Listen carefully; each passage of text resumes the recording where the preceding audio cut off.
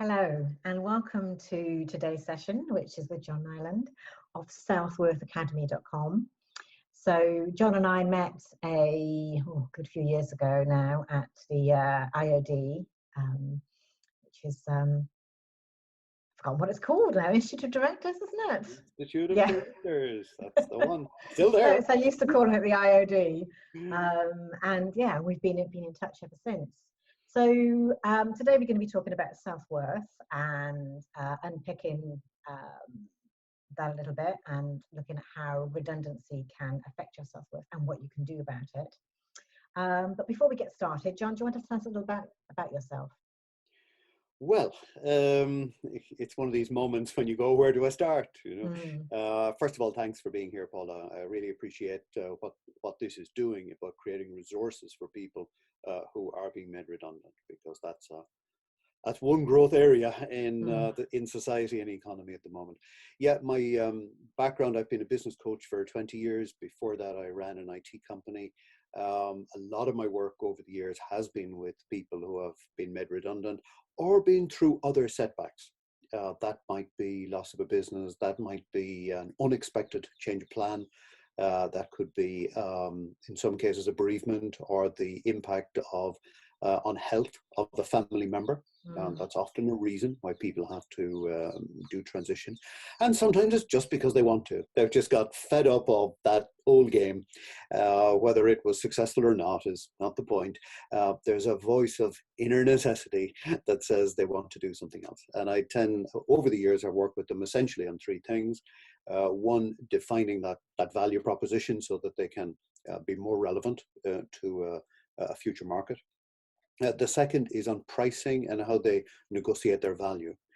Because when people feel down about themselves and about their prospects, that often impacts what they're willing to ask for. And the third is how they spend their time, or more correctly, how they spend their energy. So that has been my background, and I guess we'll come on to self-worth in a moment. But certain events happened in 2016 that caused me to realize, if you like, how important self-worth is in all of these, and indeed in many other areas. Yeah, no, I agree with you. It's vastly or very important. There are other phrases which sound a little bit like self-worth. So we have self-belief, self-confidence, self-worth. And some people use them interchangeably, but they're not the same thing, are they?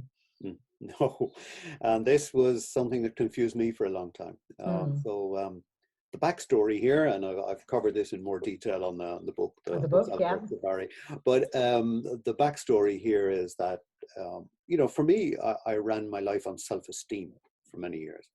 In fact, self-esteem was already a step up on what went before, which was the lack of it. And self-esteem is good. Self-esteem is it's our reputation with ourselves, as Daniel Brandon defines it. But the problem with self-esteem is that it's affected by what happens outside. It's affected by redundancy. It's affected by the loss of a loved one. It's affected by setbacks romantically. It's affected by all manner of things. It can even be affected by whether we go to the gym or not. Self-esteem is a very, very fluctuating movement. So would you link that to the ego? Would that be another way to describe it? It could be. I don't expressly link it to ego because that pejoratizes a little bit in this world. I don't wish to in any way blacken self-esteem. For me, it was already a step up. But in 2016, I discovered that self-esteem has its limits. So in 1 year, I had a succession of setbacks. I was mourning the end of a relationship. I lost my mother. There was a business setback. There was certain political developments that I'd rather not talk about, which had direct implication for both my family and my investments, and a charity that I'm very much involved in supporting. Because we lost a lot of our funding as the value of sterling dropped after certain things occurred.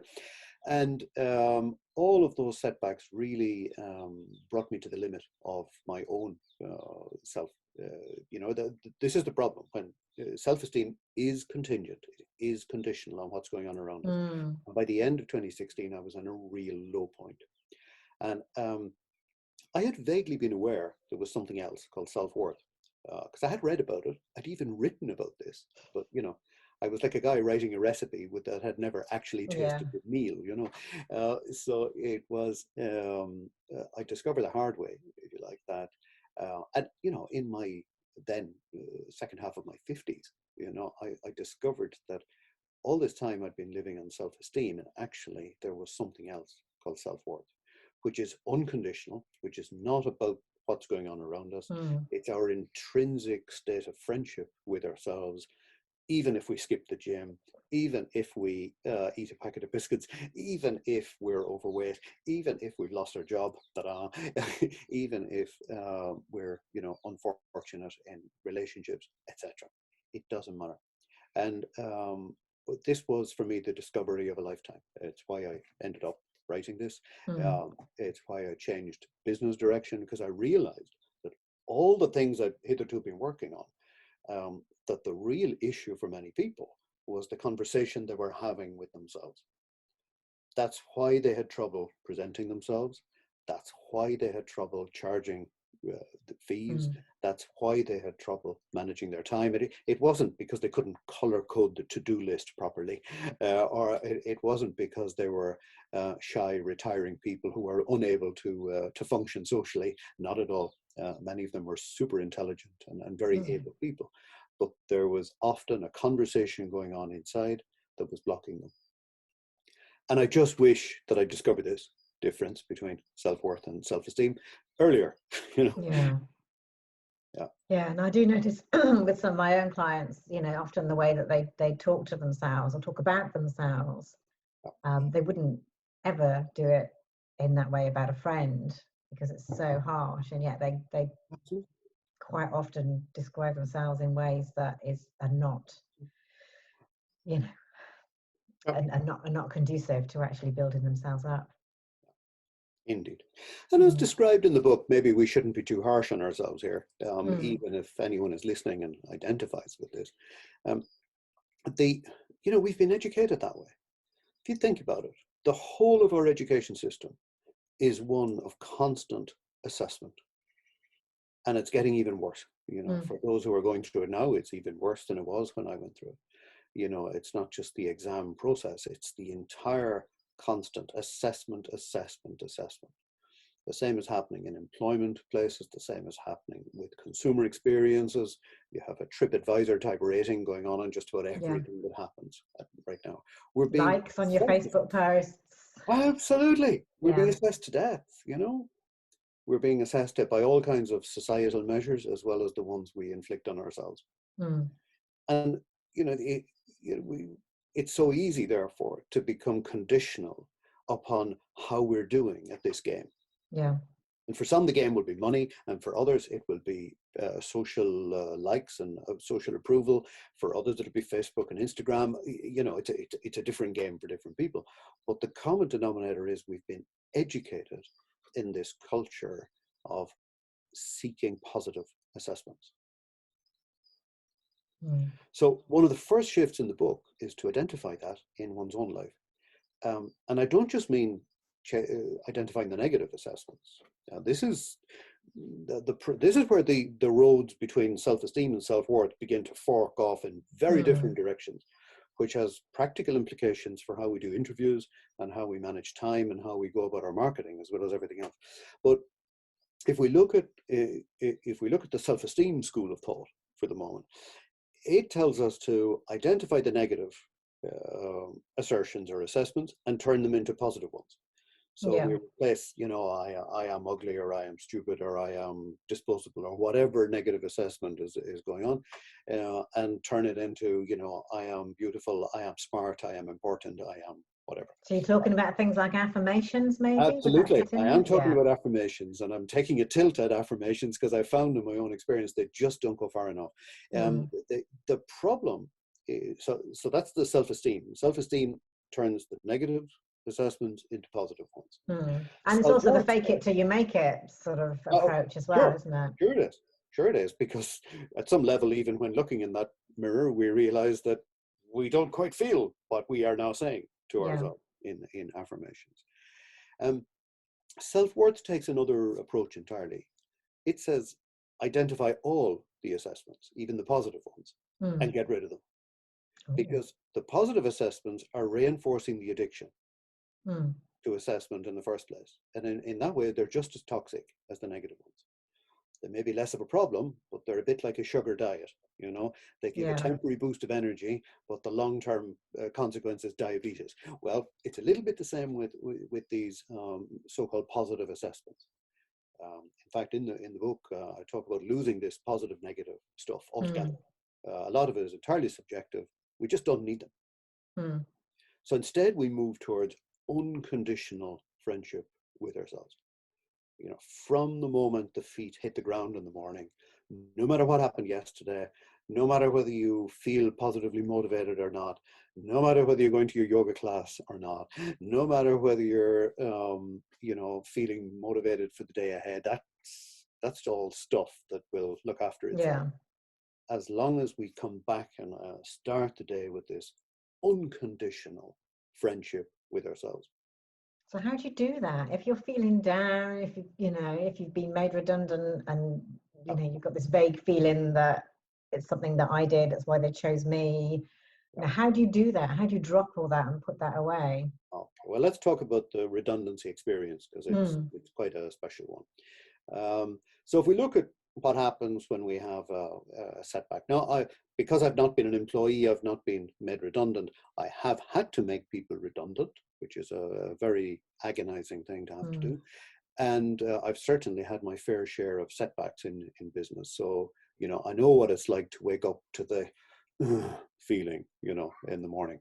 Or better still, to not have slept very well, and now it's morning, and it's still there.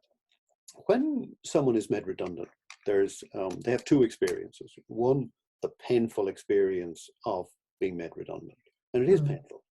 You know, it's often doubly painful because there's very often a sense of unfairness about it, and not just a subjective sense of unfairness about it.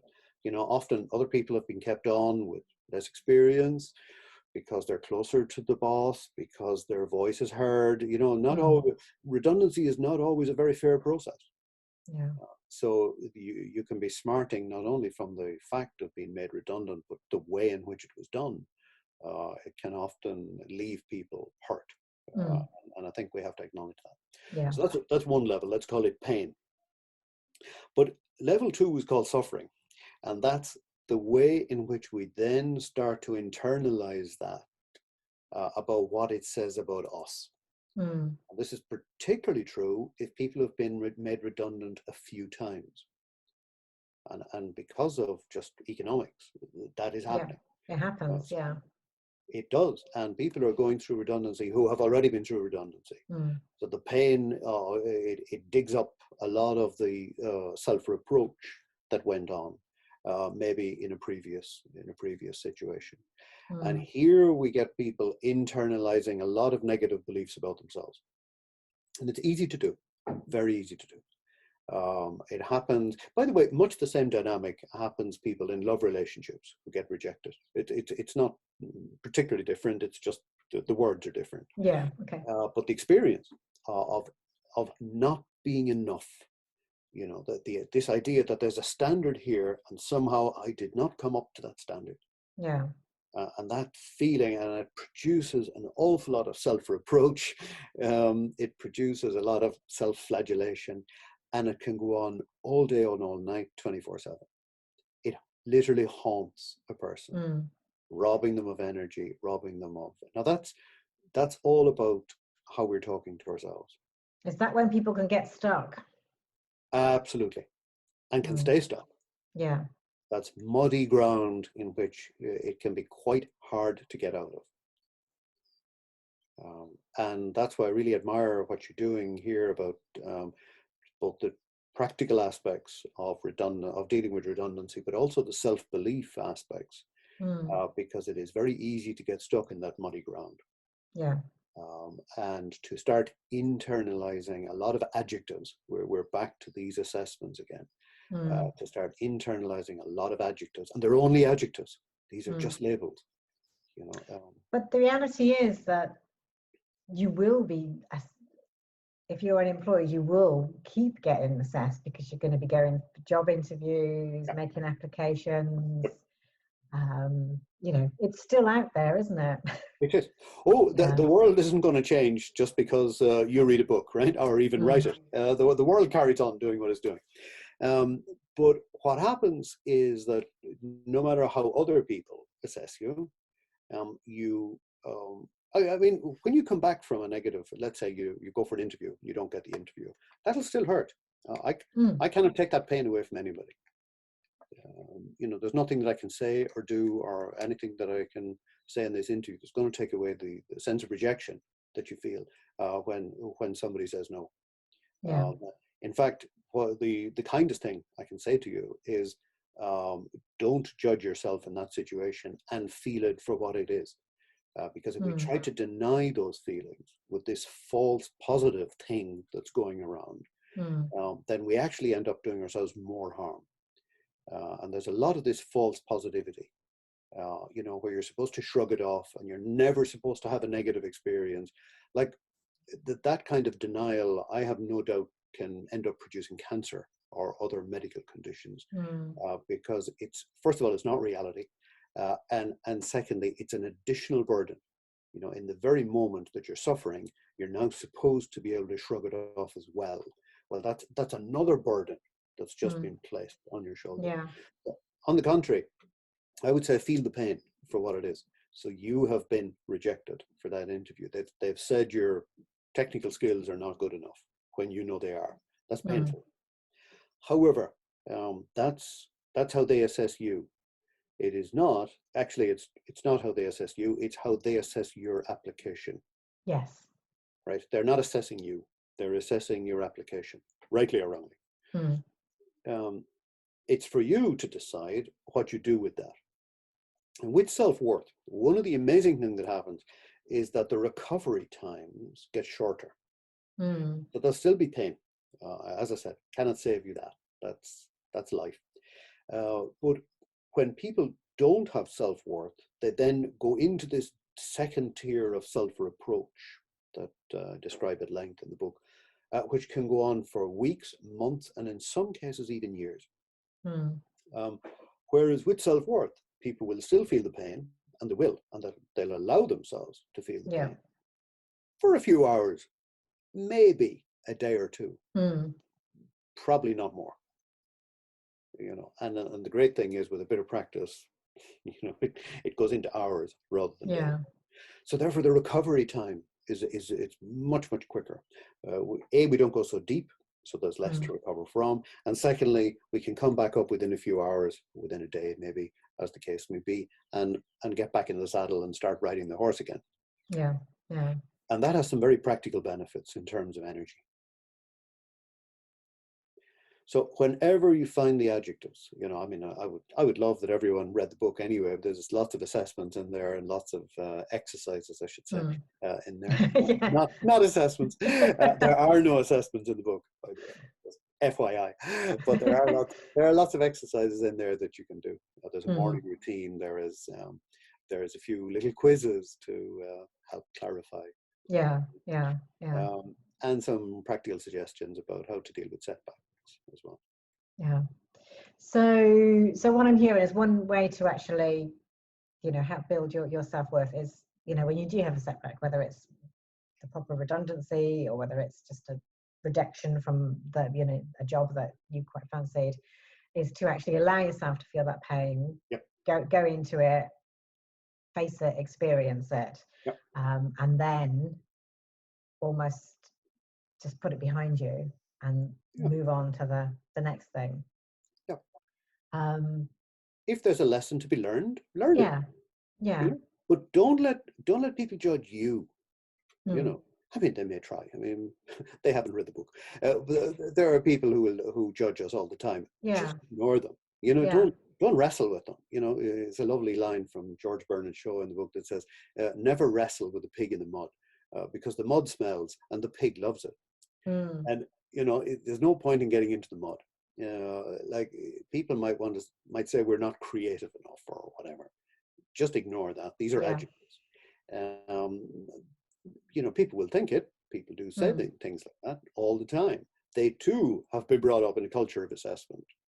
And it's a bit of power play sometimes. People Mm. like to start assessing. Yeah. Others, Yeah.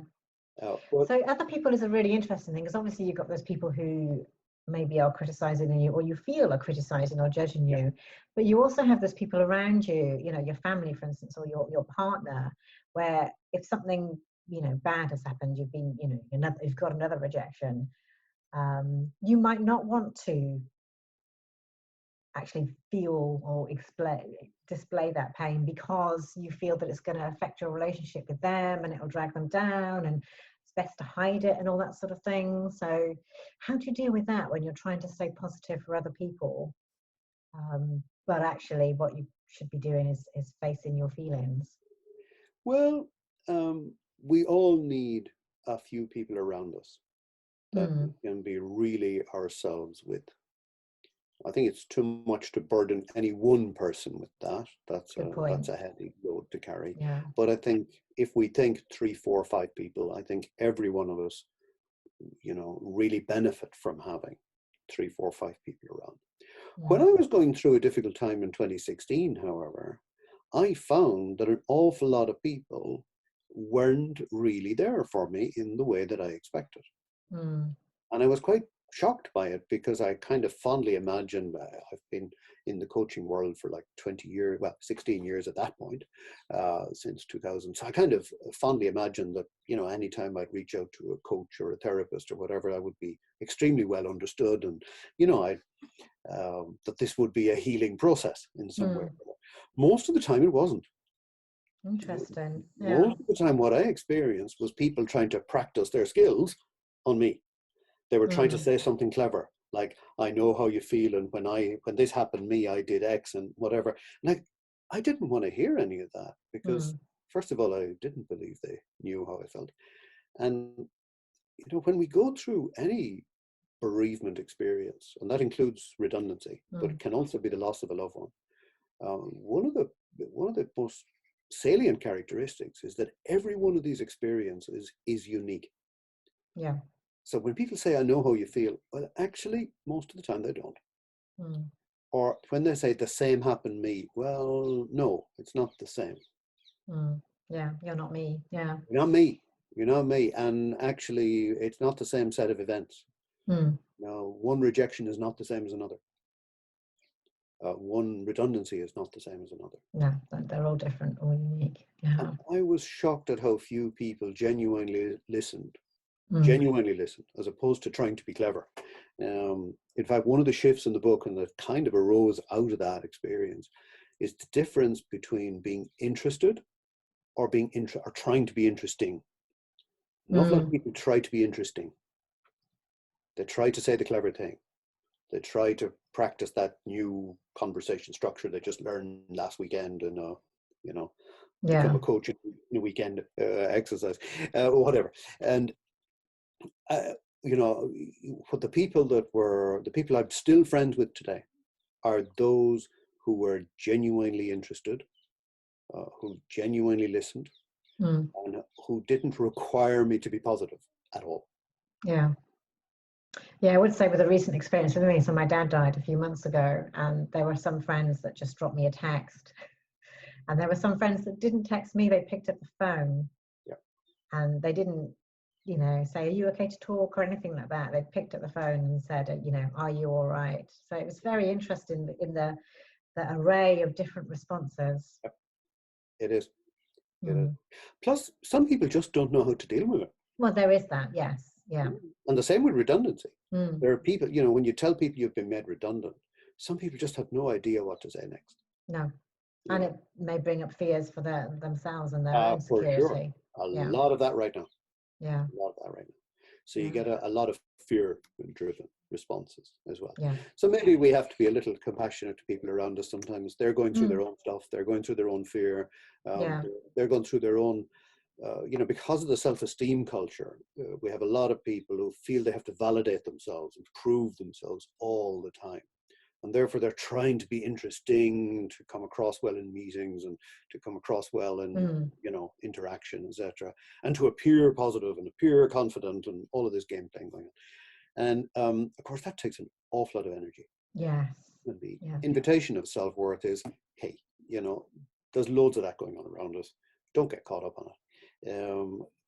Really, let's be friends with ourselves.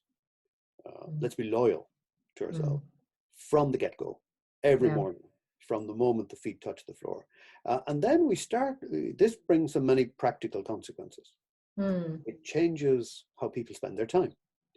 So instead of going off into a vortex of negative, self-preoccupied self-analysis, etc., they actually start to look outwards rather than looking inwards.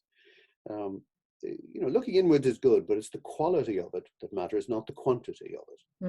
But introspection is good as far as it goes, but it needs to be the right quality.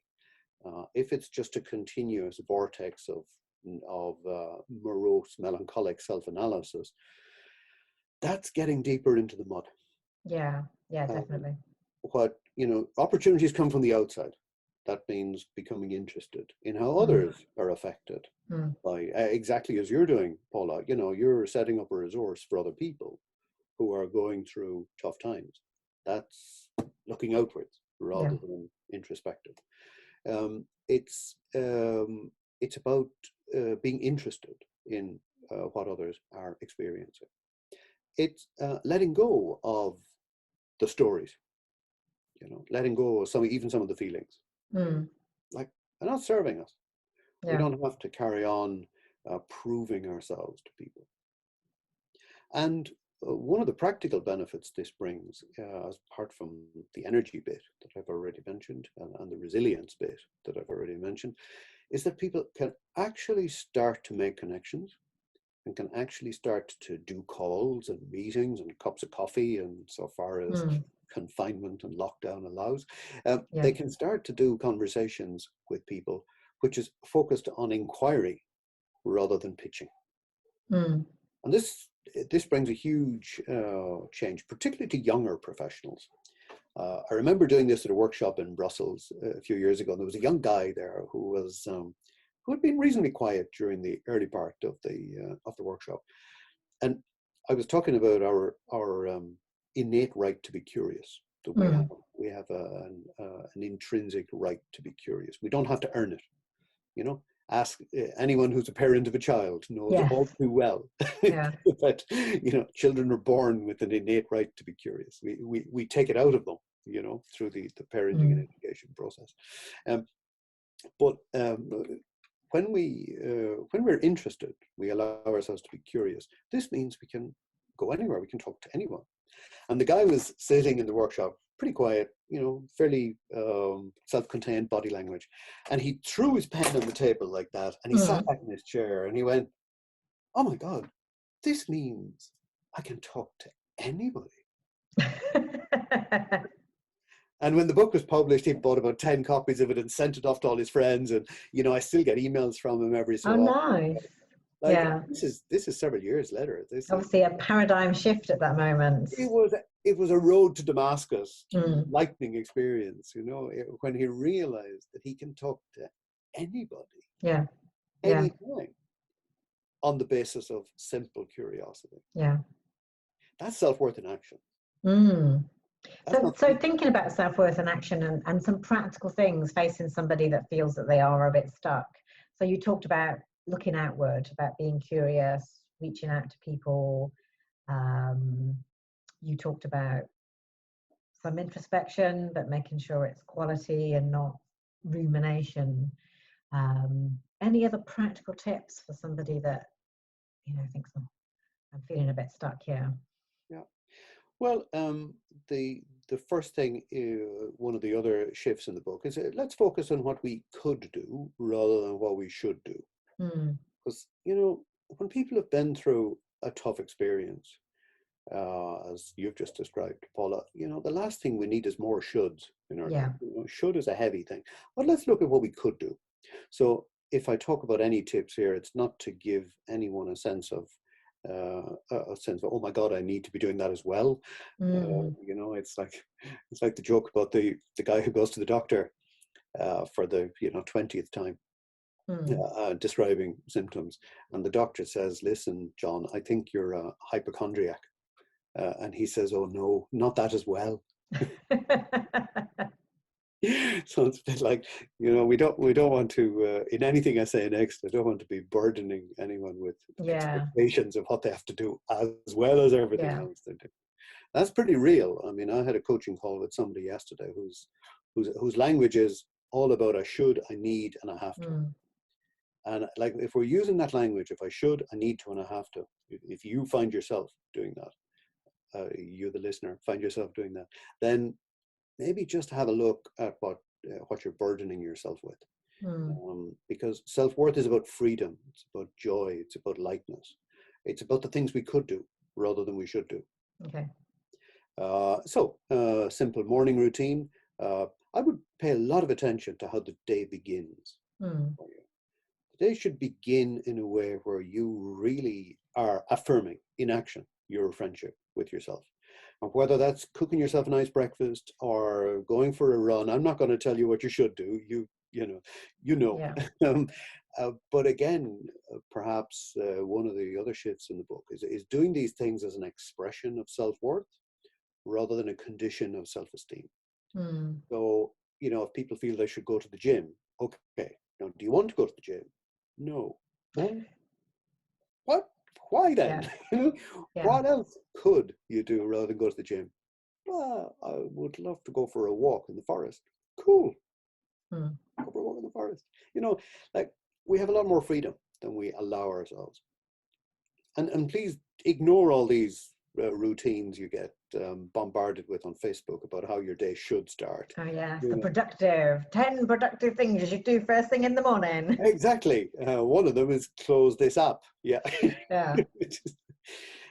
So whatever works for you, but make that first hour as enjoyable as possible, in whatever terms that means, and make sure that it's unconditional. Don't set yourself another goal to fail at on the third day and feel even worse about yourself.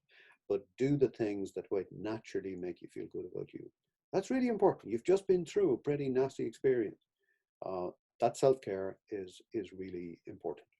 Okay. So what I'm getting is that there's a lot of listening to yourself in the moment, and what do you want? What do you desire? What do we want to do rather than what we need to do? Doing things as an expression of something that already is. You don't develop self-worth, you discover it. Self-worth, you've already got 10 out of 10 on self-worth. We just don't know.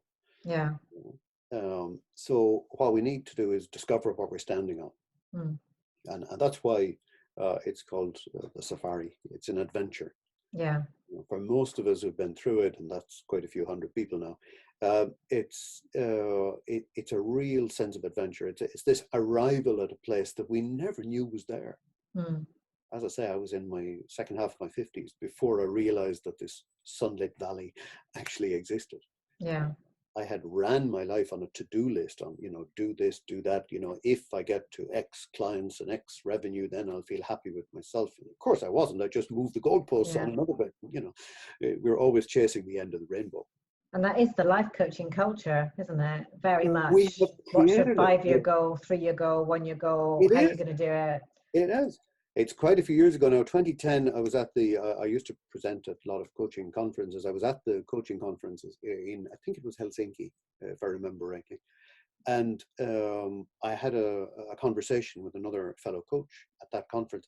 And I remember saying to him, Abudi, his name was Abudi Shabi, Abudi, I remember quite vividly saying to Abudi, my concern is that we're feeding a culture of self-preoccupation. I was getting worried about that 10 years ago, that I was in a profession that was actually deepening people's self-preoccupation with themselves. Building narcissism, if you like.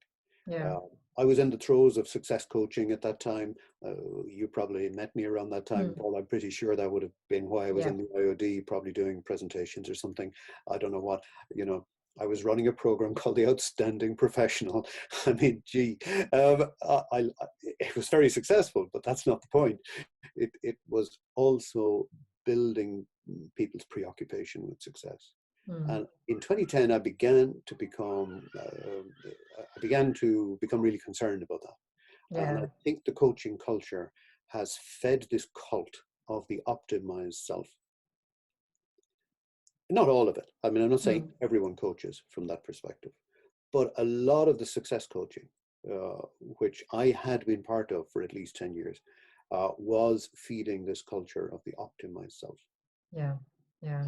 And that's creating a conditional relationship with ourselves. Now that's dangerous, because sooner or later, as happened to me in 2016, sooner or later those conditions are not going to be met. Yeah. And then, who are we? Yeah.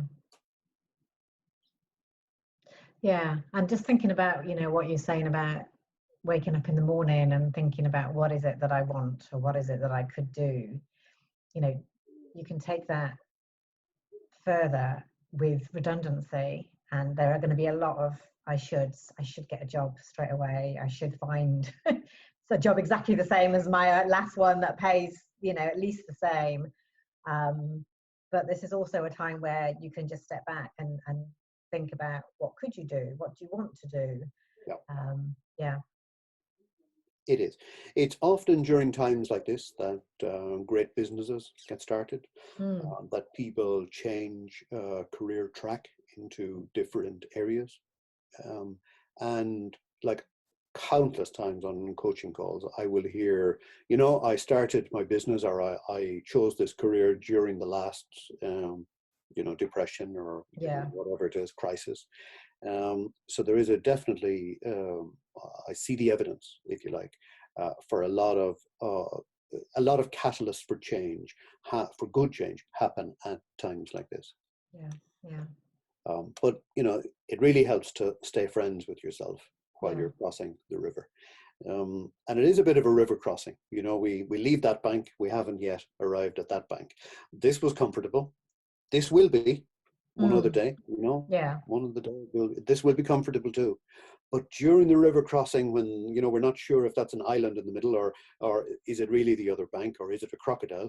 When we're in the middle of that and the boat is turning around and we're not sure which is upstream and which is downstream, and that's when our relationship with ourselves is pretty vital during the transition between the river.